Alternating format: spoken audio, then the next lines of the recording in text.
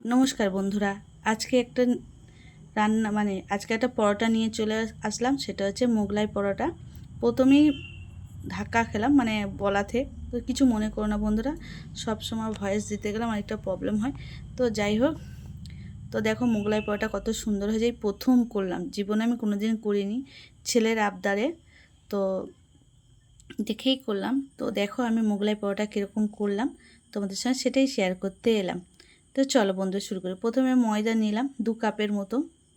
তো নিয়ে তার মধ্যে নুন আর সামান্য তেল দিয়ে এবার ভালো করে এটাকে ময়াম দেবো। তো তোমরা দেখতে থাকো। আজকে আমি পরোটার রেসিপি তোমাদের সঙ্গে নিয়ে চলে এলাম। তো তোমাদের যদি ভালো লাগে আজকে আমার এই পরোটা রেসিপিটা, অবশ্যই লাইক কমেন্ট শেয়ার করতে ভুলো না। তো দেখো বন্ধুরা, ভালো করে দেখো আমি মেখে নিয়েছি, এবার হাতের মুঠোয় চলে আসছে। এবার এটাকে আমি জল দিয়ে ভালো করে মাখবো। অল্প অল্প জল দিয়ে মাখবো, যাতে বেশি জল না হয়ে যায়। বেশি নরম হলেও চলবে না, বেশি শক্ত হলেও চলবে না, সেরকম দিকে আটাটা মেখে নেবে। তো হালকা হালকা জল দিয়ে ভালো করে এটাকে মেখে নিচ্ছিলাম বন্ধুরা। দেখো এবার আটাটা মাখার পরে দেখো এরকম করে আমি পুরো মেখে আমি আধ ঘন্টার মতো এটাকে রেখে দিলাম। অনেকে সোডা ফোটা দেয়, কিন্তু আমি কিছু দিলাম না, সিম্পল শুধু নুন দিয়ে তারপর 4টে গোলা তৈরি করে নিলাম। তো ফিরে আধ ঘন্টা পরে ফিরে এসে তারপরে পেঁয়াজ কুচিয়ে নিয়েছি, আদা রসুন কাঁচা লঙ্কা টমেটো সব কুচিয়ে নিয়েছি, আর তার মধ্যে 4টে ডিম নিয়েছি। তো প্রথমে দেখো আমার বেলনা তোমরা জানো নেই, তো থালায় বেলে নিচ্ছিলাম। প্রথমে উনুনটাকে ধরিয়ে দিয়ে ভালো করে গোল করে থালা সাইজে আমি পুরো গোলটা করে নিলাম। থালাটা হলে আমার সুবিধা হলো। তো এরকম পাতলা করে, বেশি আবার পাতলা না বেশি মোটা না, তো ভালো করে বেলে নিলাম। তারপরে এবার ডিমটাকে যে গুলে রেখেছিলাম, ডিমের মধ্যে নুন হলুদ আর একটু গুঁড়ো লঙ্কা দিয়ে রেখেছিলাম, সেটাকে ভালো করে ডিমের চারপাশে চামচ দিয়ে আমি লাগিয়ে নিলাম। লাগিয়ে নেওয়ার পরে এবার অল্প অল্প করে পেঁয়াজ, তার মধ্যে লঙ্কা কুচি, তারপরে রসুন আদা আর টমেটো কুচি দিয়ে এবার ভাজ করে নেব। যেরকম হয় করে নিয়ে এবার আমি এটা সাদা তেলে ভেজে নেব। তো উনুনটাও খুব জোরে জ্বলে গেছে, কিছু করার নেই। এবার দিয়ে দিলাম।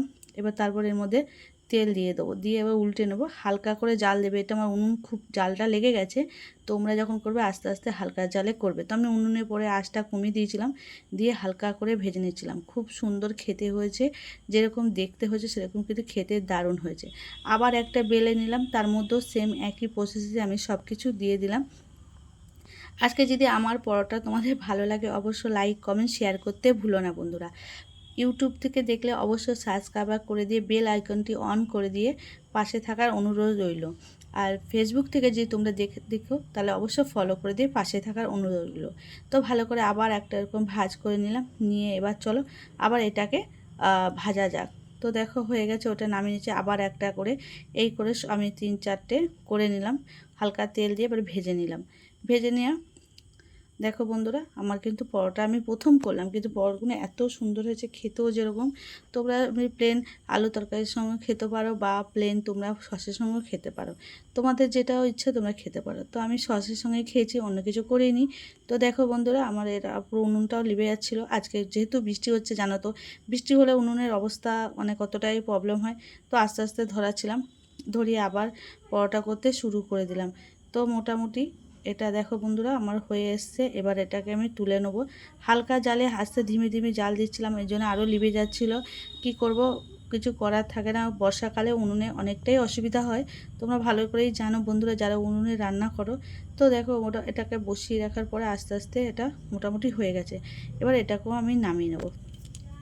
নামিয়ে নেওয়ার পরে আমি আরেকটা ওদিকে বেলতে শুরু করেছিলাম, সে বেলাটা হয়ে গেলে, তো যাই হোক এটা আস্তে আস্তে হচ্ছে। উনুনটা ধরছিল, আবার আমি দেশলাইটা জ্বালালাম, জ্বালিয়ে আবার কাঠি দিয়ে আবার ধরালাম। বারবার উনুন লেবে যাচ্ছে, বারবার এই কাজটা করছি আমি। তো দেখো এবার আমি ধরেই নিলাম, যেহেতু ধরে গেছে এবার আমি এটাকে নামিয়ে দাও। তাহলে উনুনে কিছু করতে গেলে কতটা কষ্ট করে করতে হয় বুঝতে পারছো তো। 14বার উনুন লেবে যায়, 14বার উনুনটাকে ধরাতে হয়। যেহেতু এখন বর্ষাকাল, তুমি যতই জ্বালন শুকনো রাখো না কেন সব শ্যাতানো হয়ে যায়। তো আমার এটা হয়ে গেছে, দেখো উনুনটাও ধরে গেল। এবার আমার পরোটা আবার নামিয়ে নিও।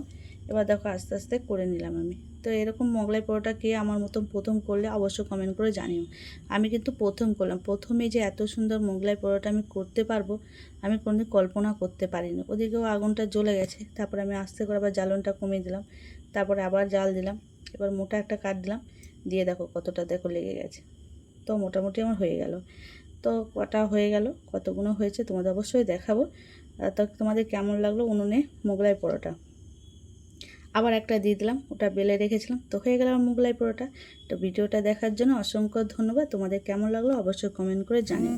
ভালো লাগলো অবশ্যই লাইক কমেন্ট শেয়ার করতে ভুলো না।